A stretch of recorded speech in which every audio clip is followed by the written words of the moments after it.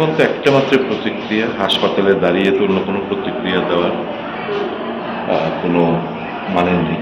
একটাই প্রতিক্রিয়া থাকবে, তাদের যত ঈশ্বরের কাছে আমার প্রার্থনা থাকবে যত তাড়াতাড়ি এরা সুস্থ বাড়ি ফিরুক।